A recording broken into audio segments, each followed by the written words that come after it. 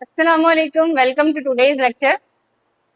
क्या आपने कभी सोचा है कि गर्मियों में आउटर इन्वायरमेंट का जो टेम्परेचर होता है वो 45 डिग्री सेल्सियस से भी अबव हो जाता है, तो हमारी बॉडी का टेम्परेचर किस तरह से 37 डिग्री तक मेंटेन रहता है। कैसे हमारी बॉडी जो है वो उस टेम्परेचर को बैलेंस रखती है, उस ऑटोमेटिक सिस्टम को होम्योस्टेसिस का नाम दिया जाता है। तो आज के इस लेक्चर में हम होम्योस्टेसिस को कवर करने वाले हैं। चैप्टर है हमारा thermo regulation and osmo regulation. सबसे पहले ये देख लेते हैं थर्मो रेगुलेशन क्या होती है और ऑस्मो रेगुलेशन क्या है। थर्मो रेगुलेशन बेसिकली वर्ड निकला है, thermo means temperature and regulation means maintenance, maintain करना। टेम्परेचर को मेंटेन करना एक्सटर्नल इन्वायरमेंट से इंटरनल इन्वायरमेंट में दोनों को बैलेंस करना या मेंटेन करना, वो आपके पास क्या कहलाता है, थर्मो रेगुलेशन कहलाता है। ओस्मो रेगुलेशन, ओस्मो का मतलब ये है कि इसमें हम साल्ट की कंसंट्रेशन को बैलेंस करते हैं, सोल्यूट की कंसंट्रेशन को, साल्ट कंसंट्रेशन को, आयन को बॉडी के अंदर बैलेंस करते हैं, रेगुलेट करते हैं। वो आपके पास क्या कहलाता है, ओस्मो रेगुलेशन कहलाता है। होम्योस्टेसिस, होम्योस्टेसिस क्या है कि ऑर्गेनिज्म जो है वो अपनी बॉडी के टेम्परेचर को बैलेंस करते हैं, इंटरनल टेम्परेचर को मेंटेन करते हैं according to their external temperature. वो आपके पास क्या कहलाता है, होम्योस्टेसिस कहलाता है। होम्योस्टेसिस के कौन कौन से ऐसे प्रोसेस हैं जो कि बॉडी के लिए इंपॉर्टेंट है। तो सबसे पहला प्रोसेस थर्मो रेगुलेशन, जो कि मैंने आपको अभी बताया कि थर्मो रेगुलेशन क्या है, टेम्परेचर को बैलेंस करना, टेम्परेचर को मेंटेन करना, आपके पास क्या कहलाता है, थर्मो रेगुलेशन कहलाता है। ओस्मो रेगुलेशन, ऐसी रेगुलेशन जिसमें हम साल्ट सोल्यूट की कंसंट्रेशन को बैलेंस करते हैं, बॉडी के अंदर साल्ट को, आयंस को मेंटेन करना, आपके पास ओस्मो रेगुलेशन कहलाता है। एक्सक्रीशन का क्या मतलब है, एक्सक्रीशन का मतलब ये है कि मेटाबॉलिक वेस्ट जो है उनको बॉडी से बाहर निकालना। जैसे कि हमारी किडनी जो है वो एक्स्ट्रा साल्ट को, यूरिया को, अमोनिया को क्या करती है, बॉडी से बाहर निकालती है, जो एक्स्ट्रा होते हैं तो वाटर को बाहर निकालती है। वो आपके पास क्या कहलाता है, एक्सक्रीशन कहलाता है। तो ये तीन मेजर प्रोसेस हैं जो कि होम्योस्टेसिस को कवर कर रहे होते हैं। फिर आपके पास क्या है, ऐसे मैकेनिज्म जो कि होम्योस्टेसिस के लिए इसेंशियल हैं, जरूरी हैं, होम्योस्टेसिस उनको फॉलो करता है। वो कौन कौन से आपके पास, सबसे पहला है रिसेप्टर, कंट्रोल सेंटर और इफेक्टर। सो हमारी बॉडी के अंदर जो सिस्टम है वो इस तरह से है कि हमारी बॉडी में रिसेप्टर्स प्रेजेंट हैं जो क्या करते हैं, बाहर के टेम्परेचर को देखते हैं और बाहर के टेम्परेचर को रिसीव करते हैं, और फिर वो इंफॉर्मेशन जो है वो कंट्रोल सेंटर तक पहुंचाते हैं, और कंट्रोल सेंटर जो है वो उसको प्रोसेस करके इफेक्टर के थ्रू जो है वो रिस्पॉन्स शो करते हैं। तो ये आपके पास क्या है, बेसिक इसेंशियल एलिमेंट्स हैं जिनको फॉलो करके हमारी बॉडी का टेम्परेचर, हमारे इंटरनल इन्वायरमेंट जो है वो स्टेबल रहता है as compare to external environment. और यही आपके पास क्या कहलाते हैं, बेसिक मैकेनिज्म ऑफ होम्योस्टेसिस या फिर इसेंशियल एलिमेंट्स ऑफ होम्योस्टेसिस। अब वन बाय वन इसको कवर करने से पहले आपको ये डायग्राम नजर आ रही होगी या ये स्केच नजर आ रहा होगा, इसमें आप देख सकते हैं कि क्या होता है कि अगर हमारी बॉडी के अंदर जो कंडीशन है वो इम्बैलेंस हो जाती है। कैसे, जैसे मैं आपको एग्जांपल दूं कि बाहर का जो टेम्परेचर है वो 45 डिग्री है या फिर कम है, बिलो है, ड्रॉप कर गया है बॉडी का टेम्परेचर, या बाहर जो है वो क्या है, सर्दी है ज्यादा, तो हमारी बॉडी क्या करती है, हमारी बॉडी शिवरिंग स्टार्ट कर देती है। अब उस शिवरिंग से और क्या होता है कि हमारी जो वेसल्स हैं, जिसको वेजो कंस्ट्रिक्शन कहा जाता है, हमारी ब्लड वेसल जो है वो कंस्ट्रिक्ट हो जाती हैं, सिकुड़ जाती हैं। अब ये जो है ये क्या करता है, ये कंट्रोल सेंटर के पास उसको मैसेज को भेजता है। कंट्रोल सेंटर उस इंफॉर्मेशन को रिसीव करता है कि क्या है, टेम्परेचर में क्या है, गड़बड़ है या इम्बैलेंस है।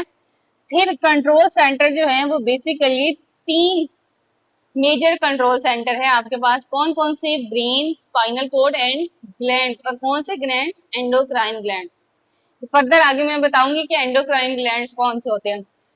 ये क्या करते हैं, ये कंट्रोल सिस्टम के अंदर प्रेजेंट होते हैं, ये पूरे के पूरे सिस्टम को कंट्रोल कर रहे होते हैं। मैसेज को, इंफॉर्मेशन को रिसीव करते हैं फ्रॉम रिसेप्टर से। रिसेप्टर हमारी बॉडी के अंदर कौन कौन से हैं, जैसे स्किन है, सेल है, ऑर्गन्स हैं, टिश्यूज हैं, तो ये एज अ रिसेप्टर जो है वो वर्क कर रहे होते हैं। तो ये इंफॉर्मेशन भेजते हैं कंट्रोल सेंटर को, कंट्रोल सेंटर उसको प्रोसेस करता है, प्रोसेस करके इफेक्टर के पास भेज देता है।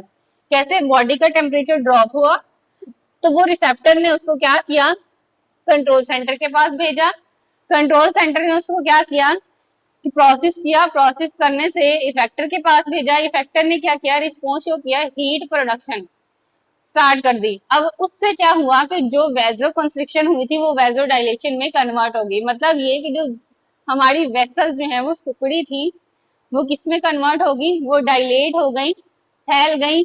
दूसरा ये कि जो टेम्परेचर था, शिवरिंग स्टार्ट हुई थी, वो हीट की प्रोडक्शन से बैलेंस होगी और बॉडी का टेम्परेचर 37 डिग्री ही रहा, चाहे वो क्या होता है आपके पास ड्रॉप होता है या फिर इंक्रीज होता है। जैसे गर्मियों में टेम्परेचर जो है वो बढ़ जाता है तो क्या होता है, हमारी बॉडी स्वेट रिलीज करती है, हमारे ग्लैंड जो हैं, स्किन ग्लैंड जो है वो क्या करते हैं, स्वेट रिलीज करते हैं, जिसकी वजह से इवेपोरेशन होती है और हमारी बॉडी जो है वो ठंडक फील करती है। तो ये भी क्या है, हमारी बॉडी का रिस्पॉन्स है कि वो किस तरह से एक्सटर्नल इन्वायरमेंट के साथ अपना इंटरनल इन्वायरमेंट बैलेंस करती है। सो ये इफेक्टर जो है वो उसको रिस्पॉन्स शो करेंगे, रिस्पॉन्स शो करने के बाद वही कंडीशन जो है वो क्या हो जाएगी, इंटरनल कंडीशन स्टेबल हो जाएगी और इस तरह से बॉडी जो है वो पूरी वर्क करेगी। तो सबसे पहला जो कंपोनेंट है वो आपके पास क्या है, रिसेप्टर।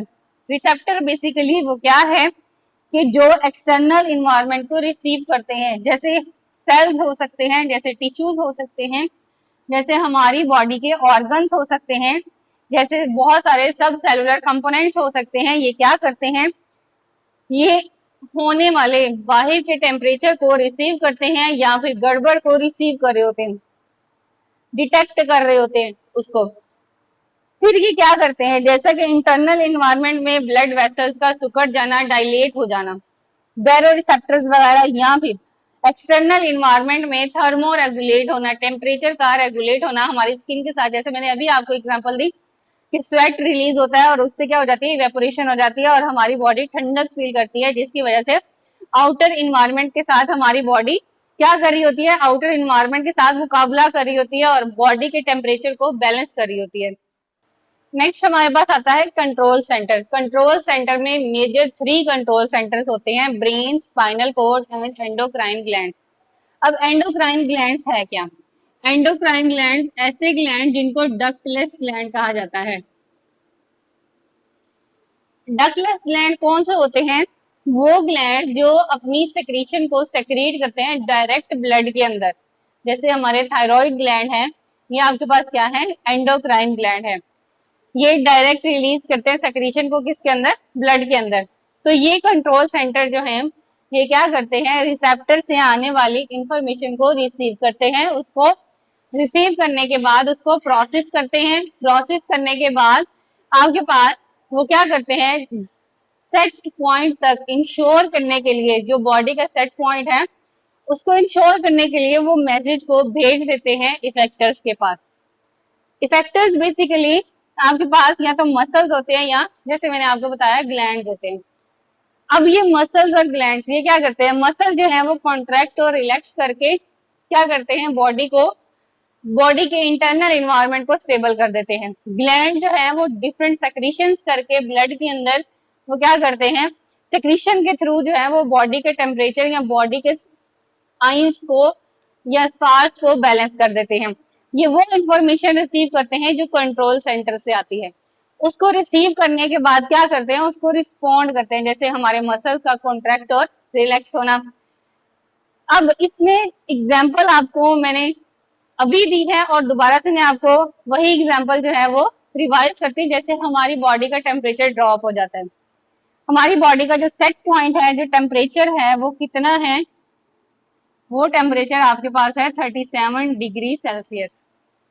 कितना है, 37 डिग्री सेल्सियस ये टेम्परेचर है।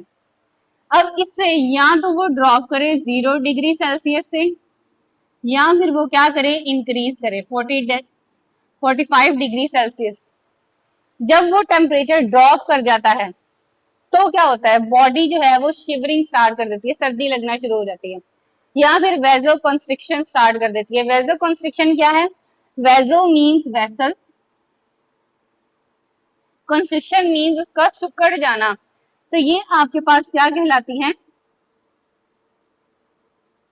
वेजो कंस्ट्रिक्शन। हमारी बॉडी के अंदर जो वेसल्स हैं, जो ब्लड वेसल्स हैं, वो श्रिंक हो जाती हैं।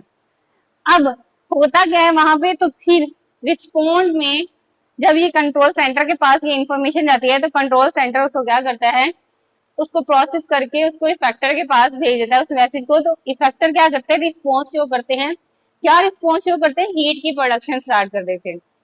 अब वो हीट की प्रोडक्शन जो है वो उस ड्रॉप होने वाले टेम्परेचर को सेट पॉइंट तक ले जाती है और फिर वेजो कंस्ट्रिक्शन को डायलेट कर देती है।